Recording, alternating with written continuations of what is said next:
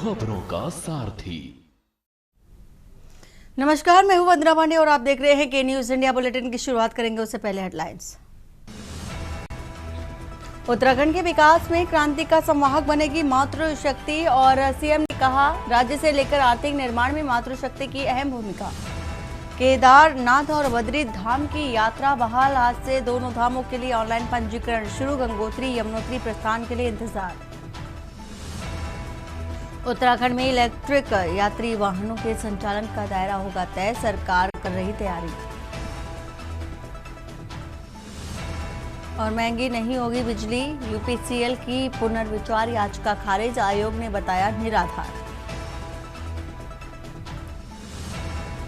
देहरादून नगर निगम में पहली बार बायोमेट्रिक हाजिरी सिस्टम लागू, 10 बजे तक हो उपस्थित अनिवार्य।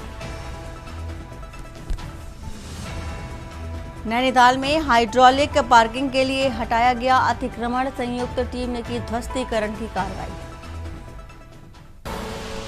आप देख रहे हैं के न्यूज, खबरों का सारथी। देहरादून से आपको ये खबर बताने जा रहे हैं। मुख्यमंत्री पुष्कर सिंह धामी आज शाम करेंगे उद्घाटन। डालनवाला थाना परिसर में होगा 13 सायरनों का उद्घाटन।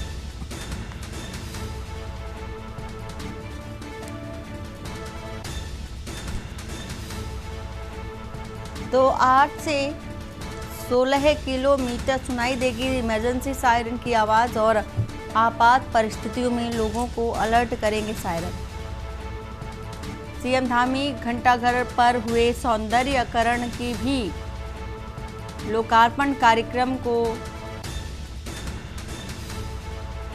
लोकार्पण भी करेंगे। 4 आउटलेट, हिलांस आउटलेट शिक्षा कार्यक्रम में भी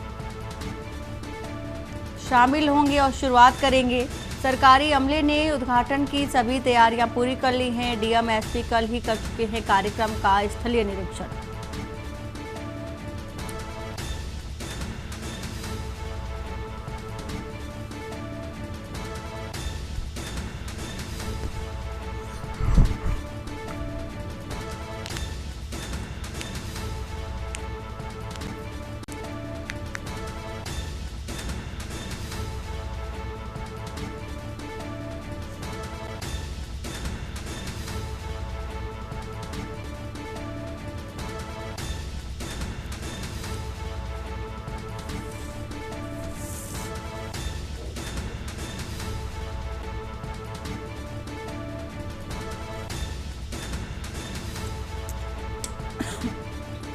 शिव नारायण संवाददाता हमारे साथ देहरादून से जुड़े हुए हैं। शिव नारायण, बेहद महत्वपूर्ण कार्यक्रम है और चूंकि 13 सायरन का उद्घाटन करेंगे सीएम पुष्कर सिंह धामी, जिसकी जो आवाज है 8 से 16 किलोमीटर तक सुनाई देगी। कई महत्वपूर्ण कार्यक्रम भी होंगे साथ ही, जिनमें शिरकत करेंगे सीएम धामी, और क्या कुछ खास रहने वाला है? मुझे बताना चाहूंगा, जिस तरीके से अभी पूर्व में देखा गया था कि आपातकालीन के लिए जो सायरन होते हैं वो बहुत कम थे, उनको दोबारा बढ़ाया करते, अब 13 कर दिया गया है। और 13 जो पहले जो इनके डिस्टेंस थे वो कम थे, अब उनको बढ़ा करके 8 से 16 किलोमीटर कर दिया गया है। और ये ऐसे 13 जगह चिन्हित कर दिए गए हैं जिनका आज अलग अलग उसमें उद्घाटन होगा, जो धामी करेंगे। और साथ ही साथ उसी के ये बताना चाहूंगा, जिस तरीके से पूर्व में भी ये टेस्टिंग की गई थी, वो ही आज उसको कर करके शासन प्रशासन और सरकार और जो आम जनता उनको एक साथ जोड़ा जाएगा। अगर कोई भी आपात स्थिति होती है तो उन सायरन के माध्यम से लोगों को सचेत किया जाएगा। इस तरीके की रणनीति को लेकर के आज ये 13 जगह जो लॉन्ग डिस्टेंस इमरजेंसी सायरन है उनका आज उद्घाटन किया जाएगा। जी बहुत शुक्रिया पूरी जानकारी देने के लिए शिव नारायण।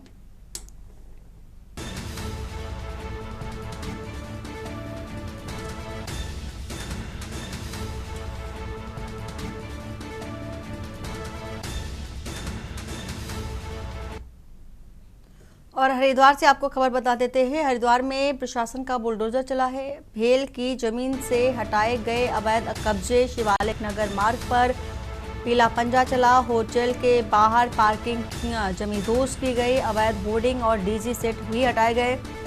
अतिक्रमणकारियों को पहले ही मिला था नोटिस और एसडीएम जितेंद्र कुमार मौके पर मौजूद रहे। वहीं अभियान के दौरान पुलिस बल भी भारी संख्या में तैनात रहा।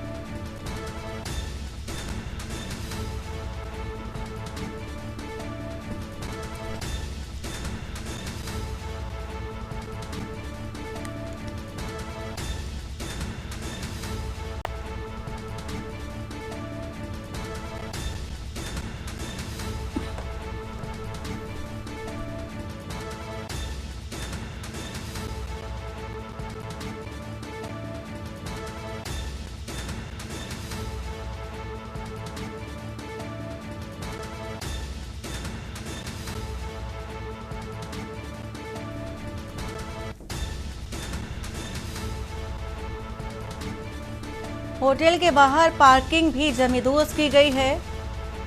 तो खबर बता रहे आपको, जो अवैध अतिक्रमण था उस पर कार्रवाई की गई है पीले पंजे की।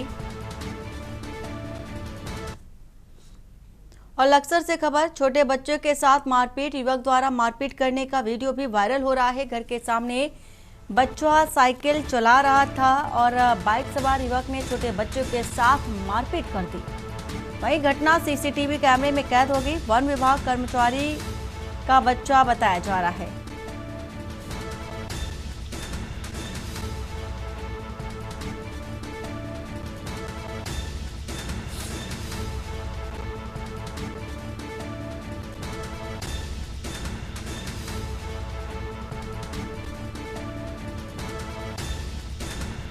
तो घटना सीसीटीवी में कैद हुई है और छोटे बच्चे के साथ बाइक सवार ने मारपीट की है।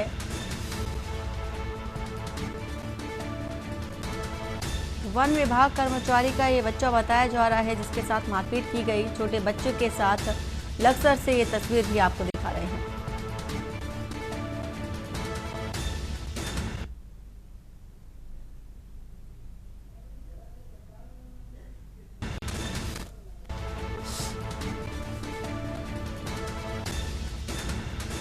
तो तस्वीर आप देख सकते हैं, छोटे बच्चे के साथ मारपीट की है, उसे डराया और धमकाया और साथ ही उल्टा करके उससे मारने की कोशिश की है।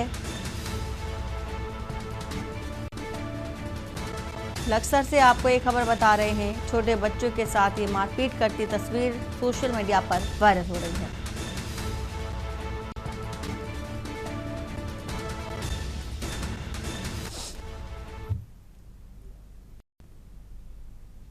और देहरादून से खबर, देहरादून के प्रसिद्ध orthopaedic surgeon Padmashri doctor BKS Sanjay और उनके पुत्र डॉक्टर गौरव संजय ने स्पेन के मैड्रिड में आयोजित 45वें SICOT ऑर्थोपेडिक वर्ल्ड कांग्रेस में भारत का प्रतिनिधित्व करते हुए अपने शोध पत्र प्रस्तुत किए।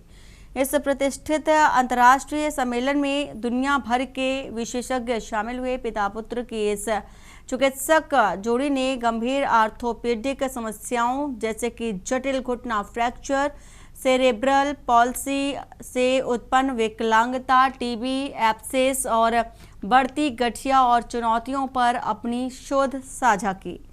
डॉक्टर BKS संजय ने बताया कि medial open wedge high tibial osteotomy तकनीक रूप से सरल और आर्थिक रूप से किफ़ायती विकल्प है, जो टोटल नी रिप्लेसमेंट का बेहतर विकल्प बन सकता है। वहीं डॉक्टर गौरव संजय ने परक्यूटेनियस नेगेटिव सेक्शन ड्रेनेज तकनीक पर भी शोध प्रस्तुत किया, जो गंभीर कंपार्टमेंट सिंड्रोम और जैसी जटिलताओं को रोकने में प्रभावी साबित हो सकती हैं।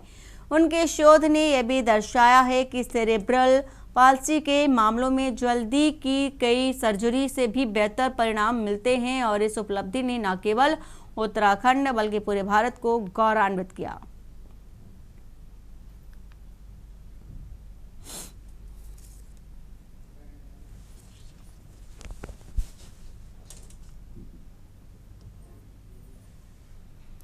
और हरिद्वार के ज्वालापुर क्षेत्र की न्यू हरिद्वार कॉलोनी में इलाज के दौरान कथित लापरवाही से एक युवक की मौत हो गई। परिजनों ने आरोप लगाया कि ऑपरेशन के दौरान गलत इंजेक्शन लगाए जाने से युवक की जान गई। मृतक सिडकुल स्थित हिंदुस्तान लीवर कंपनी में कार्यरत था। मौत की खबर फैलते ही कंपनी के कर्मचारी भी मौके पर पहुंचे और डॉक्टर के घर पर जमकर हंगामा किया। गुस्साई भीड़ ने डॉक्टर के सहयोगी के साथ मारपीट की। डीएम और एसडीएम को मौके पर बुलाने की मांग उठी। स्थिति को नियंत्रित करने के लिए पुलिस मौके पर पहुंची और लोगों को समझाने की कोशिश भी की जा रही है। फिलहाल इलाके में भारी तनाव बना हुआ है।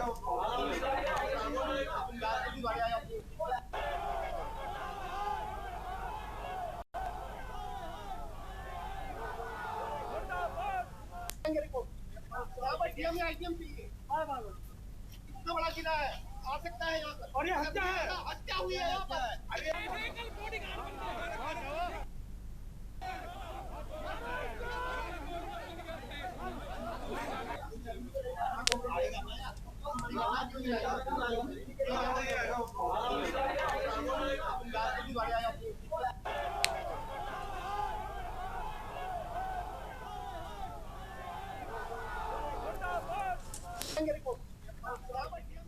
और उत्तराखंड के लक्सर क्षेत्र के कंकर खाता गांव में देर रात उस समय हड़कंप मच गया जब एक विशालकाय मगरमच्छ एक ग्रामीण के घर घुस आया। साहब सिंह नामक ग्रामीण जब अपने पशुओं को देखने के लिए उठा तो उसकी नज़र मगरमच्छ पर पड़ी। शोर मचते ही आसपास के लोग जाग गए और वन विभाग को सूचना दी गई।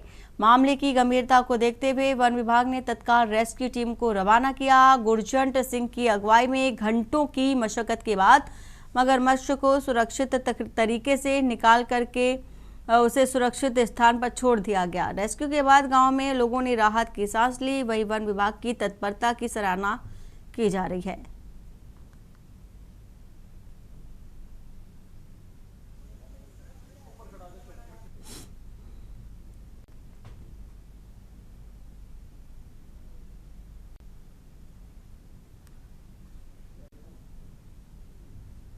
हत्ते में घेरबंद आकर बढ़ गया था और हमने तुरंत ही भाई जोनी को फ़ोन किया, पत्रकार को, तो वो तुरंत पहुंच गया और उसने फिर वन विभाग की टीम को तुरंत ही फ़ोन किया और वन विभाग की टीम भी बहुत जल्दी, सिर्फ आधा घंटा लगा शायद, और बहुत जल्दी आई और उन्होंने बड़ी मशक्क़त के बाद बड़ी मेहनत करके, जल्द गर्मी हो रही थी इतनी, लेकिन बहुत मेहनत करी और उन्होंने उस मगरमच्छ को पकड़कर और फिर अपनी गाड़ी में लाद कर ले गए।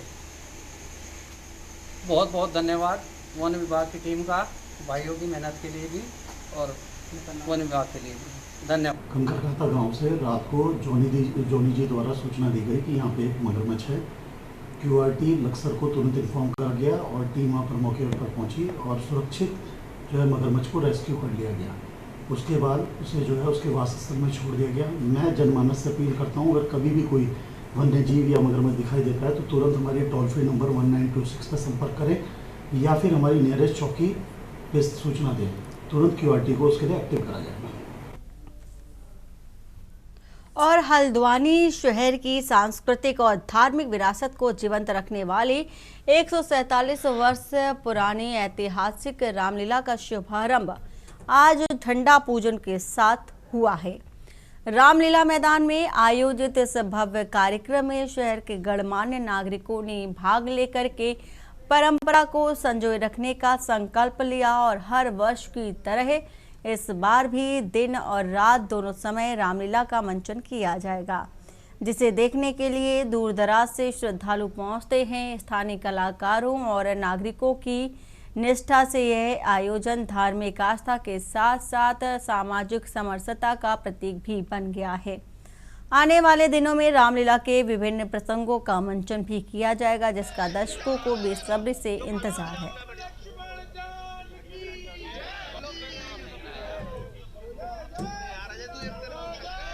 आज हमारी इस रामलीला को 145 वर्ष पूर्ण हो रहे हैं और बड़ा सुंदर समय है कि जो ये सभी 31 आदमियों की जो एक समिति है माननीय नगर मजिस्ट्रेट महोदय के अंतर्गत, बड़ा सुंदर प्रसंग रामलीला का यहाँ इस मंच में दिखाया जाता है। दिन की लीला यहीं के बालकों के द्वारा होती है और रात्रि की लीला का मंचन जो है हमारी वृंदावन से आई हुई जो रास लीला मंडली है वो इस मंच में रात की रामलीला का प्रसंग करती है। देखिए, आज आपका 6 सितंबर है और आज के दिन हमारा ये ध्वज स्थापना दिवस था, जिसको हमने सभी जो पूरी हमारी जो रामलीला समिति की जो कमेटी की है, सभी ने मिलके आज ध्वज की स्थापना की और ये मान के चले कि आज से हमारा जो रामलीला का जो आगाज है आज से शुरू हो गया है। सभी को विदित है, सभी को पता है कि सबसे प्राचीनतम रामलीला है और इसका जो मंचन है ये 19 सितंबर से दिन का शुरू हो जाएगा और 22 सितंबर से रात का शुरू हो जाएगा। देखिए 147 वर्ष पुरानी ये हमारी दिन की रामलीला है, जो कि कुमाऊं गया उत्तराखंड की एकमात्र लीला है और ये हमारा बड़ा सौभाग्य है कि संचालन समिति है वो इसको निर्विघ्न संपन्न करा रही है। और दिन की लीला हमारी 21 सितंबर से प्रारंभ होकर 2 अक्टूबर तक और रात्रि लीला मथुरा से एक बहुत बढ़िया कलाकारों की टीम है, वो 22 तारीख से प्रारंभ होकर 2 अक्टूबर तक होगी। मेरा सभी धर्म प्रेमी राम भक्तों से निवेदन है कि अधिक से अधिक संख्या में भाग लेकर इस जो हमारा यज्ञ है उसको अपना उपस्थिति देकर सफल बनाए। आज हल्द्वानी की प्रमुख रामलीला, जो इस शहर की सबसे बड़ी रामलीला और प्रमुख रामलीला है, उसका 140 वर्षों से जो यहाँ पर लगातार यहाँ के निवासियों द्वारा यहाँ पर की जाती है, उसका आज उद्घाटन हुआ है। और अपने श्रद्धेय गोपाल भट्ट जी जो यहाँ के ब्राह्मण हैं, पंडित जी हैं, उनके द्वारा यहाँ पर विधि विधान से इसका पूजन किया गया और ध्वजा पताका यहाँ पर फहराई गई है। और दिन की रामलीला भी और रात की रामलीला दोनों रामलीला इस मैदान में होती हैं। मैं सभी निवासियों से निवेदन करूंगा इसमें सब लोग आएं और प्रभु राम से प्रार्थना करता हूं कि हल्द्वानी में सुख शांति बने रहे। और वक्त तो चला एक छोटे से ब्रेक का, ब्रेक के बाद जल्द वापस लौटते हैं। आप देख रहे हैं ब्रेक के बाद आपका स्वागत है। खबर ऋषिकेश से, जहां उत्तराखंड सरकार द्वारा चारधाम यात्रा पर लगी अस्थायी रोक आज यानी कि 6 सितंबर को हटा दी गई और ऋषिकेश में बीते 5 दिनों से यात्रा शुरू होने का इंतजार कर रहे तीर्थ यात्रियों के लिए राहत भरी खबर है। जैसे ही आदेश मिला, सुबह से ही रजिस्ट्रेशन काउंटर खुल गए और तीर्थ यात्रियों ने बद्रीनाथ और केदारनाथ धाम के लिए आस्था पथ पर प्रस्थान शुरू कर दिया। लगभग 200 से अधिक श्रद्धालु जो अलग अलग रास्तों से राज्यों से आए थे और ऋषिकेश में डेरा डाले हुए थे। यात्रा बहाल होते ही माहौल से में उत्साह और श्रद्धा की लहर देखी गई। प्रशासन ने रजिस्ट्रेशन प्रक्रिया को सुचारू रूप से शुरू कर दिया है और सुरक्षा के साथ यात्रा संचालन सुनिश्चित किया जा रहा है।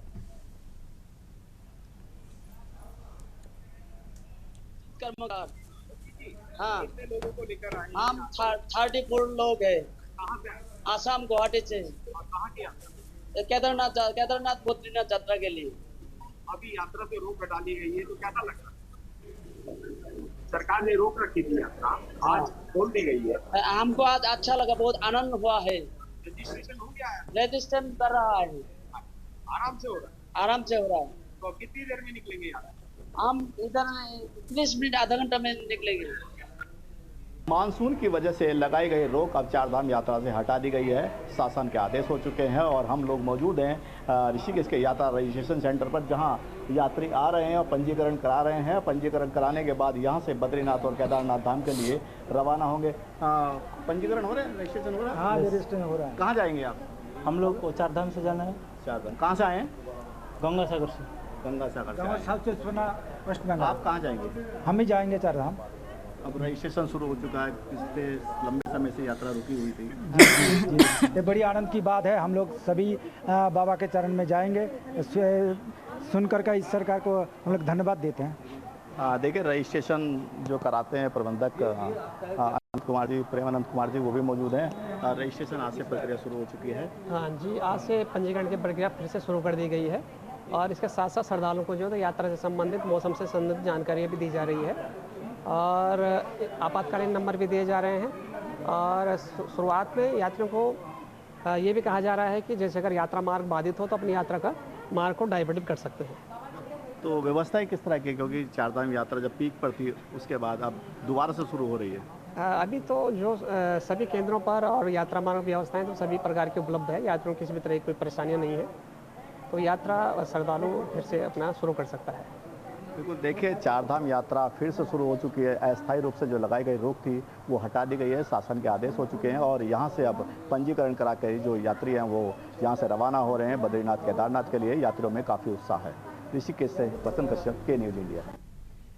और खबर गदरपुर से। पूर्व नगर पंचायत अध्यक्ष सीमा सरकार के आवास पर क्षेत्रीय विधायक अरविंद पांडे की मौजूदगी में नागरिकता संशोधन कानून को लेकर बैठक हुई और इस दौरान भाजपा कार्यकर्ताओं सहित अन्य लोगों को कानून की विस्तार से जानकारी देते हुए नागरिकता फॉर्म भरने की अपील की गई। विधायक ने कहा कि धर्म के आधार पर हुए देश के बंटवारे के दौरान कुछ बंगाली और सिख समाज के लोग पाकिस्तान में रह गए और इसके बाद पाकिस्तान में बचे रह गए हिंदुओं पर बेइंतहा जुल्म ढाए गए।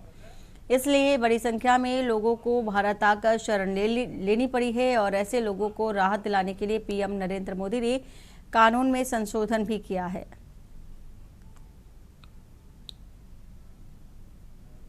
हिंदुस्तान पाकिस्तान का बंटवारा धर्म के आधार पर दिया गया और उस धर्म के आधार पे ये आज़ादी थी कि जो पाकिस्तान जाना चाहता है वो पाकिस्तान चला जाए, जो हिंदुस्तान आना चाहता है हिंदुस्तान चला जाए।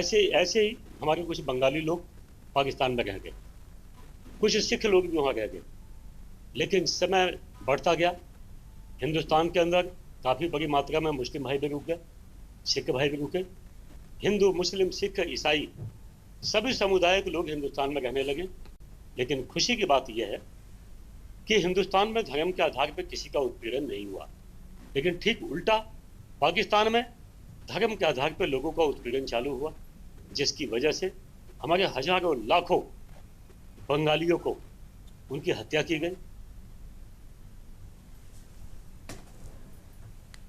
और खबर विकासनगर से, जहां आफत साबित हो रही बारिश की मार इस समय बीते करीब 10 दिन से सैन कुनेज मोटर मार्ग बंद है और ग्रामीणों के मुताबिक भूस्खलन के चलते मार्ग पूरी तरह से तबाह हो चुका है, जिससे बीमारों और बुजुर्गों को चिकित्सा सुविधा दिलाना मुश्किल है। और चक्राता के कुनैन गांव में एक बुजुर्ग महिला की अचानक तबीयत बिगड़ गई और ग्रामीणों ने आनन फानन में महिला को डंडी कंडी के सहारे कई किलोमीटर की दूरी पैदल तय कर मुख्य मार्ग तक पहुंचाया।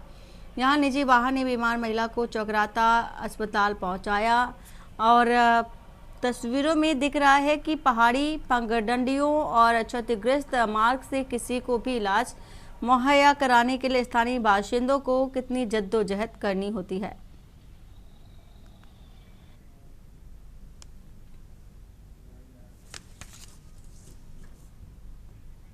और बुलेटिन फिलहाल इतना ही। बाकी की खबरों के लिए बने रहिए आप के न्यूज़ इंडिया के साथ। नमस्कार। आप देख रहे हैं